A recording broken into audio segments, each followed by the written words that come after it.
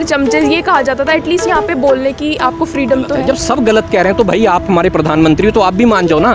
क्या आपकी क्या घट जाएगा आपका? रवीश कुमार जी के व्यूज़ हैं कि मोदी बेकार है या बुरा है, नहीं, मोदी जी अच्छे हैं, अच्छा कर रहे हैं देश के लिए। रवीश कुमार को पहले हम भी यही कहते थे कि कांग्रेस का भोंपू है, हाँ। लेकिन अब उसकी बातें लगती हैं कि नहीं, वो अकेला ही था जो सच था। नहीं, आप पत्रकार हो, आपको लगता होगा कि ऐसा आंदोलन कोई है जिसको कोई लीड नहीं कर रहा फिर भी चल रहा है, तो ये क्रांति नहीं कहेंगे तो क्या कहेंगे? आपका नाम क्या है? मेरा नाम प्रभजोत कौर। प्रभजोत कौर, कहाँ से आई हैं प्रभजोत? हम बाजपुर उत्तराखंड से। उत्तराखंड से जी। रवीश कुमार को क्यों पढ़ रही हैं आप? जी, बुक देखी थी, अच्छी लगी। बुक अच्छी लगी कि रवीश कुमार नाम अच्छा लगा इसलिए आपने पढ़ना शुरू कर दिया? नहीं, बुक का डिस्क्रिप्शन पढ़ा था, अच्छा लगा इसलिए। क्या है इसमें बुक में? रवीश कुमार जी के व्यूज़ हैं अबाउट गवर्नमेंट ऑफिशियल्स और जो गोदी मीडिया वगैरह उनके बारे में। About the free voice. कैसे होना चाहिए फ्री वॉइस? क्या है आपको लग रहा है यहाँ पे फ्री वॉइसेस हैं? बिल्कुल जी, इतना बड़ा प्रोटेस्ट चल रहा है, फ्री वॉइस के करके ही चल रहा है। आप आज आए हैं कितने दिनों से आप यहाँ पे? हम यहाँ तो आज आए हैं, लेकिन हम अपने शहर में 32 डेज से प्रोटेस्ट कर रहे हैं। अच्छा, 32 डेज से। जी।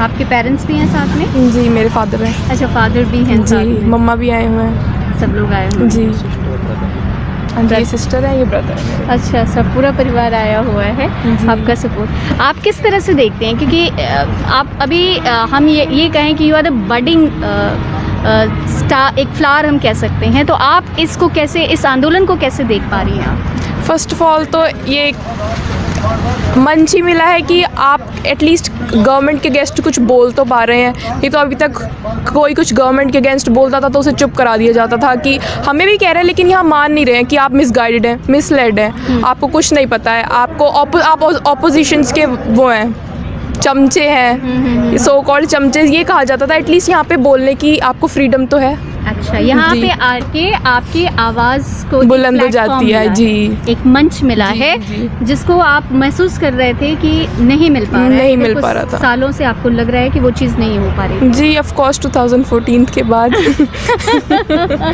रवीश कुमार को पहले हम भी यही कहते थे कि कांग्रेस का भोंपू है, हाँ। लेकिन अब उसकी बातें लगती हैं कि नहीं, वो अकेला ही था जो सच था। अच्छा। सच बोलता था, बाकी सारे जो हैं बरगलाए हुए हैं। और आज देख लीजिए मीडिया क्या कर रहा है। मेन स्ट्रीम मीडिया की बात करें, सोशल मीडिया पे तो आपकी बहुत चर्चा है। आप लोगों की तो सोशल मीडिया पे तो ऐसे ना कोई भी कुछ भी बोल ले, मैं अपना वीडियो अपलोड कर लूँ, कोई भी कुछ भी बोलता रहे, लेकिन उसका भरोसा नहीं किया जा सकता। बाद में पता लगता है 95% फेक है। बिल्कुल। तो लेकिन कम से कम एक बंदा ऐसा है जो सच बोलता है। ठीक है, वो गोदी मीडिया बोलता है, कुछ भी बोलता है, शब्द उसके गलत हो सकते हैं, हमेशा सच कड़वा होता है, इसलिए शब्द जो सच्चा बोलता है उसके कड़वे ही लगते हैं।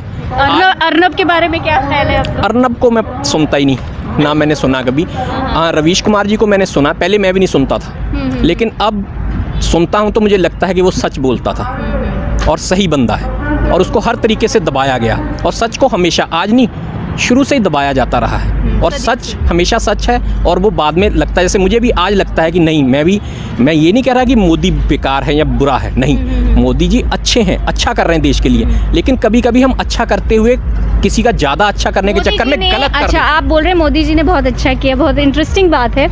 मोदी जी ने 4 ऐसी कौन सी चीज़ें इस देश के लिए अच्छी की जो हम सुनना चाहेंगे?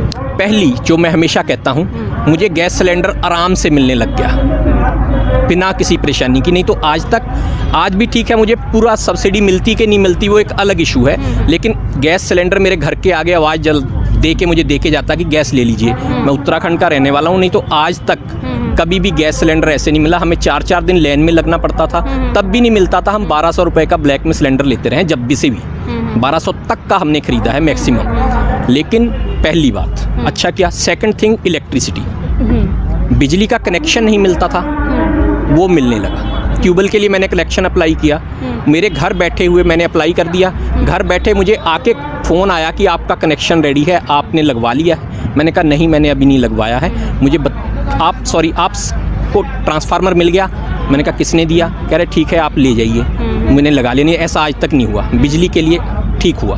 जो अच्छा है उसे अच्छा कहा जाए, लेकिन और जो अब जैसे हो रहा है, ब्रॉडर स्पेक्ट्रम में आप देखिए तो डीमोनेटाइजेशन को आप किस तरह से देखते? डीमोनेटाइजेशन को एक हम कड़वी गोली के रूप में हमने एक्सेप्ट कर लिया कि ठीक है, उन्होंने कहा था कि कुछ हार्ड डिसीजन लेने पड़ेंगे। हमने सोचा कि हार्ड डिसीजन है, ठीक है, अच्छा होगा, हो सकता है फ्यूचर के लिए अच्छा हो, लेकिन रिजल्ट क्या निकला? क्या उससे ब्लैक मनी बाहर आई या कुछ फायदा हुआ? एक्सेप्टेंस क्या हमारे गले की फांस बन गया?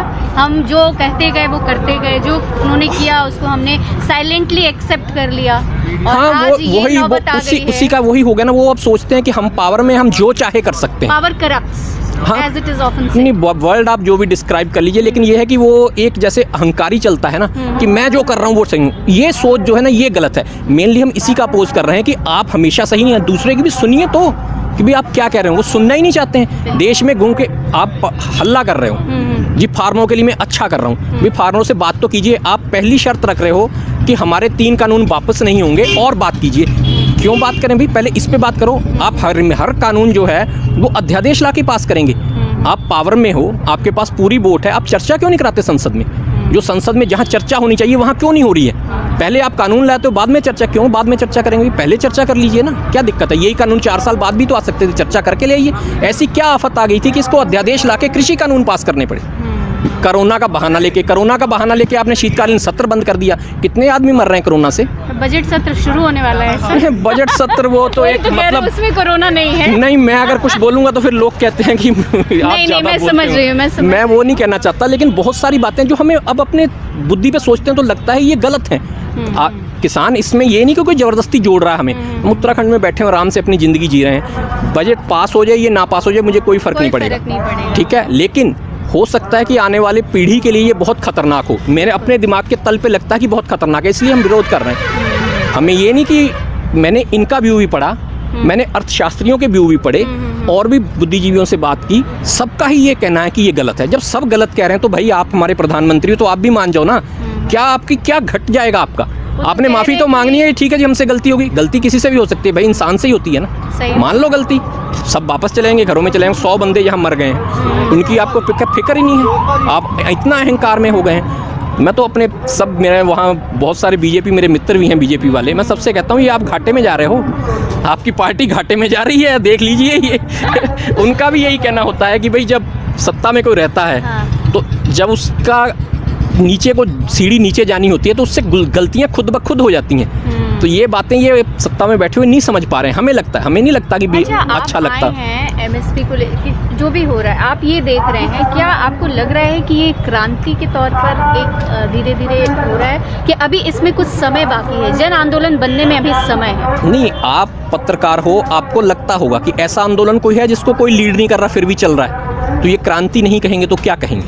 और इतना जूथ इकट्ठा है, वो भी पंजाबी जूथ, और शांति से है। क्यों है? नहीं तो हमारे तो भिड़ते पहले हैं, बाद में सोचते हैं अच्छा नहीं भिड़ना था इस बात पे। हाँ। पंजाबियों को तो ये रहा कि पहले वो लड़ लेते हैं, बंदे 2-4 मर जाते हैं, बाद में सोचते हैं अच्छा यार गलत कर लिया। तो शांति से बैठे हैं तो इसका मतलब कहीं ना कोई है, कोई शक्ति है जो गाइड कर रही है। इसी को तो कह रही है कि सिर्फ इसमें हरियाणा और पंजाब के किसान है, ये कोई ऐसा किसान नहीं है कि मैनेज नहीं किया। वो तो उनको खुद भी पता है। उनके जितने संगठन हैं सारे, उनका आरएसएस का किसान विंग जो है वो भी बना कर रहा है, और भी उनके अब ग्राउंड लेवल पे बंदे अब उनके नेताओं से पूछने लग गए हैं। हमारे नेताजी अरविंद पांडे जी, वो वहाँ से बंदे ले आए, यहाँ लाके उन्होंने पगड़ियाँ बहा के सपोर्ट कर दिया, ठीक है। बंदों को धोखा दिया, बंदों ने जाके अब माफिया मांगी अपने समाज से, अब विरोध कर रहे हैं वहाँ। आज भी उनका वो इंटर कॉलेज का उद्घाटन कर रहे हैं, आज भी विरोध होगा बहुत तगड़ा। तो ये अब जन विरोध ही है, जन विरोध कर रहा है, कोई इसको लीड नहीं कर रहा कि मैं लीड कर रहा हूँ दूसरा ना। अब ऑटोमेटिक बंदा सोच रहा है कि यार ये कल को मेरी खाने की थाली कितनी महंगी हो जाएगी। उसे लग रहा है कि हाँ यार हो सकता है ऐसा। और बंदा कब उठता है? जब उसे लगता है नहीं यार अब तो नौकरी वाला कब उठता है? जब उसे लगता है मेरी नौकरी खतरे में है। अपनी पेट पे लात। नेता कब उठता है? जब उसे लगता है कुर्सी खतरे में। इन्हें अभी नहीं लग रहा हमारी कुर्सी खतरे में, जिस दिन लगेगा ही कुर्सी खतरे में 1 मिनट में मान जाएंगे।